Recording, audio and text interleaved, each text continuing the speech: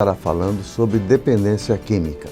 Curta os nossos vídeos no YouTube, siga-nos no Instagram e visite o nosso site istoemanaus.com.br e todas as semanas vocês terão novos vídeos. Eu gostaria de parabenizar o programa do Edson, 40 anos que o Edson está aí em campo a serviço da população amazonense. E por que eu digo a serviço da população amazonense? Porque desde quando eu conheci o Edson, a função do programa dele era voltado fundamentalmente para a saúde pública. Era para informar a população daquilo que ela tem direito e daquilo que ela precisa exigir para ela poder ter saúde. Então foi esse o contexto em que eu sempre vi o Edson trabalhando. Estamos de volta, direto do churrasco da vila, onde os prazeres da carne acontecem. Acontece sempre e com aquele sabor inigualável. Aqui você tem a costela e o cupim no fogo de chão, tem a picanha, tem o contrafilé, o frango defumado. Gente, é muito bom, muito gostoso. E se você não quer a carne, você tem também aqui um hambúrguer que pode ser feito com carne de costela ou então a carne de hambúrguer da Angus, que é uma carne muito macia, muito saborosa e muito bem temperada. Então, churrasco da vila, aberto de terça a domingo para almoço e jantar. E tem o seu delivery através do 98530 6635. Então, venha para cá. Se você não conhece, venha conhecer porque vale muito a pena. Rua Fortaleza 569, Vila Municipal. Hoje, com a honra e o prazer de estar também com o Dr. Márcio Neri Cevalho, psicólogo. Ele faz um tratamento fantástico junto aos dependentes químicos. Doutor, então, a gente falava de como essa droga ela é inserida no contexto, principalmente do jovem. Mas também sabemos que adultos consomem ainda também, né? Bem, a nossa realidade hoje é uma realidade muito cruel com relação a isso. Porque hoje nós não temos mais somente o jovem, aquele pré-adolescente ou adolescente. Nós já temos crianças também. Eu já tive em trabalho, onde era internado, crianças também, de 12, de 11. Mas como que uma criança não sabe, bem, não dá para entender. Não dá para entender, né? Mas assim, até nós que trabalhamos com isso, né? A gente muitas das vezes se sente impotente com relação a isso, mas claro que a gente vai de alguma forma auxiliar, né? Mas isso está tudo no contexto principal que é a família.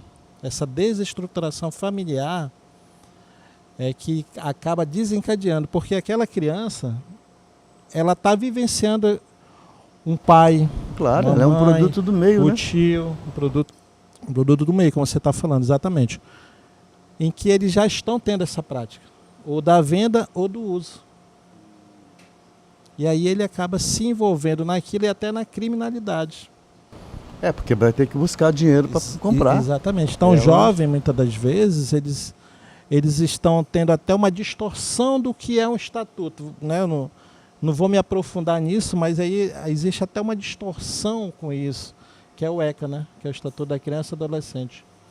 Então, muitas das vezes, eles em entrevistas... Mas seria interessante eles saberem bem o que é isso. Exatamente. Esse aí é um Estatuto da Criança e Adolescente, que tem normativas deveres direcionadas e obrigações. São os deveres e as obrigações, e os direitos deles e tudo, né? Só que muitas das vezes, de tanta desinformação, o que ele acredita? Eu posso fazer o que eu quiser, eu não vou preso.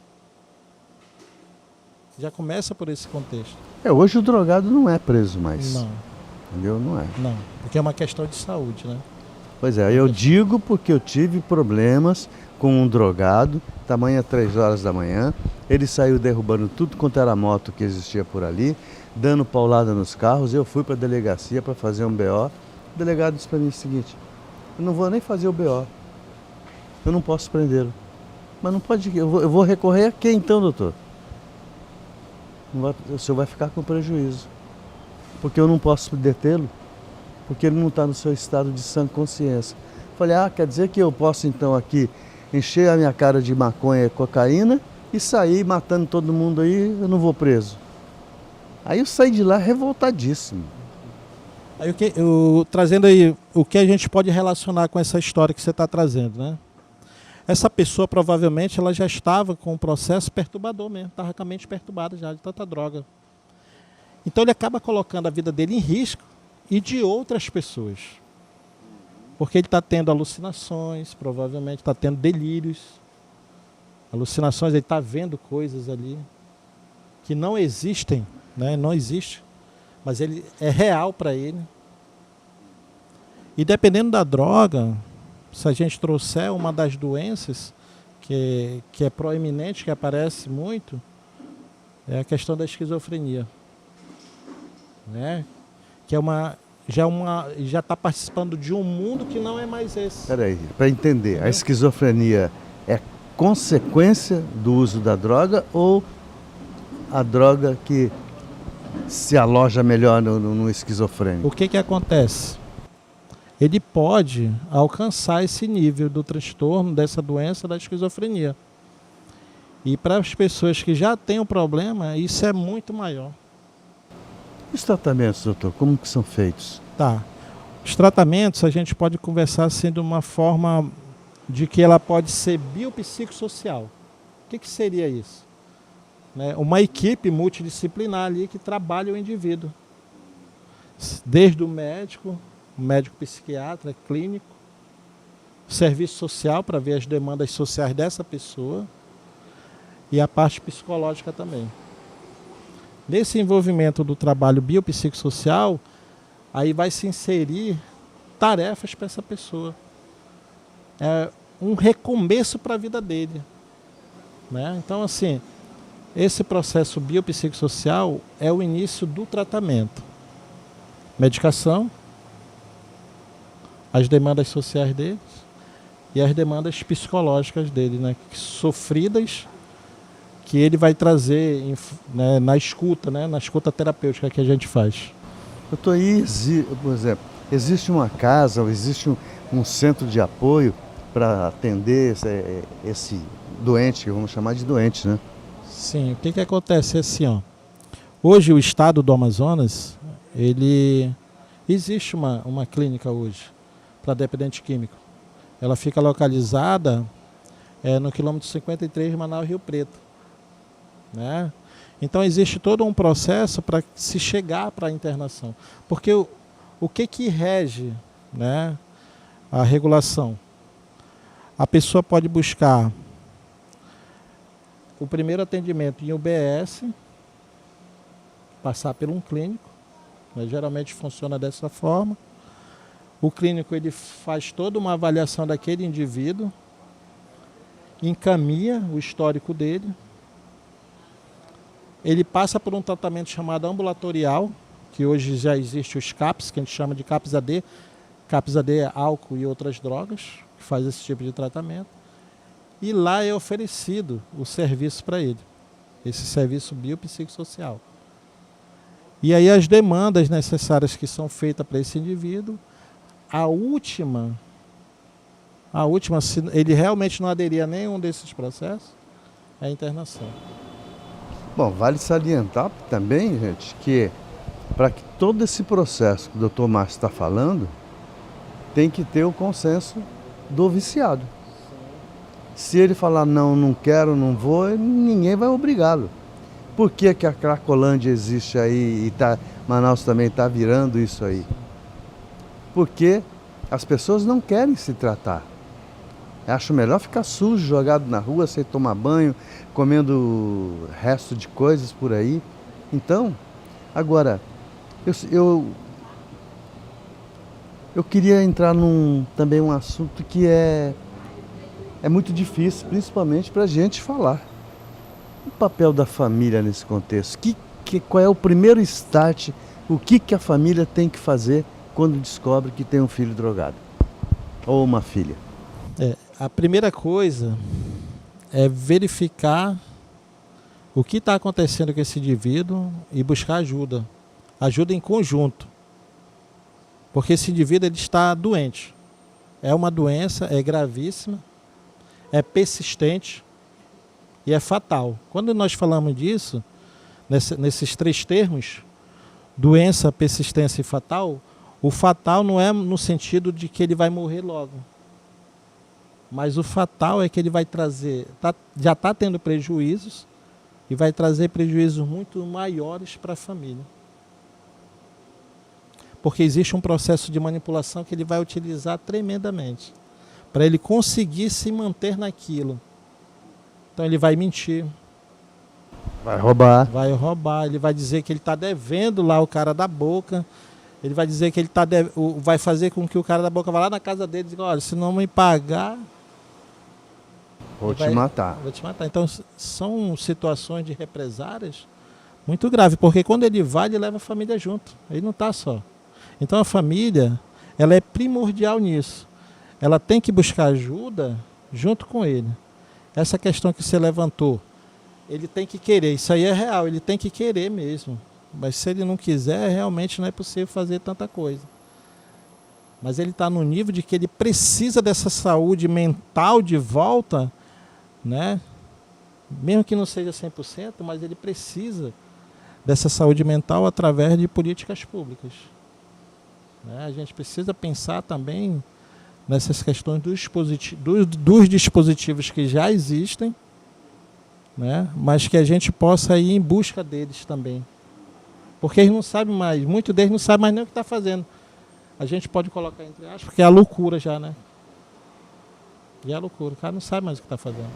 Bom, a gente sabe que se você a sua opção continuar na droga, é problema seu. Porque sabe-se que você vai morrer por 2 coisas. Isso eu tenho certeza absoluta. Ou você vai morrer por uma overdose, porque o que você está colocando para dentro do seu organismo não é a coisa que o organismo precisa. Ou você vai morrer pelo traficante, que vai, o dia que você dever R$2, R$3 lá, a sua vida vai valer menos que isso. Ou então você vai morrer numa coisa de polícia, numa barreira de polícia qualquer, vai entrar e vai sair, você pode pegar um tiro aí sem saber de onde veio. Bom, a gente agradece também a senhora Jerusa Araújo, esposa do nosso companheiro Dr. Márcio, que também nos dá a honra da sua presença. Doutor, então, o assunto é muito bom. Olha. E o que leva esse jovem a procurar as drogas? Bem, nós todos viemos, né, de uma estrutura inicial e familiar. Ali é o nosso primeiro ponto de partida. Quando eu sair desse ambiente familiar aqui, eu vou para uma relação mais social. Eu vou conviver com outras pessoas, no caso com outros jovens. E eu começo a me inserir em grupos. E nós chamamos isso de grupo de pertencimento. Eu preciso pertencer a outros grupos. E muitas das vezes nós vamos com algumas cargas, com alguns traumas, alguns transtornos, algumas coisas mal resolvidas. E nesse processo da adolescência também nós sabemos, né, que o turbilhão hormonal é intenso.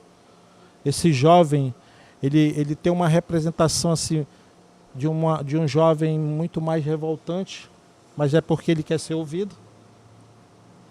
Ele quer ter alguns direitos que ele não está tendo. Deixa eu te interromper para tirar uma dúvida. Sim. Por exemplo, no caso, uma pessoa drogada, ela não vai estar nas suas faculdades mentais normal. Como é que ele vai raciocinar dentro dessa ótica que o senhor colocou? Ele não, se ele estiver em uso, ele não vai raciocinar mais sobre isso. Em uso intenso, não. Mas, quando termina o efeito da drogadição que ele está utilizando, vem um processo depressivo, vem um mal-estar, né, que ele sente organicamente, e vem a reflexão. Só que muitas das vezes, quando ele vai em busca de ajuda, inicial ainda, muitas das vezes ele não tem. Por quê? Porque ele vai ser chamado de vagabundo, Ele vai ser chamado de uma pessoa que não presta, que a família não queria que ele fosse assim, que ele está sendo assim porque ele quer. Então, nesse turbilhão que ele já está passando do processo, o jovem, do pré-adolescência para adolescência, turbilhão hormonal, então ele consegue ficar muito mais revoltado com isso, que ele, bem, eu não estou prestando para nada, não estou sendo ouvido nem nada, eu vou continuar. É aí que é o perigo. Porque quando ele vai, muitas das vezes ele não volta mais.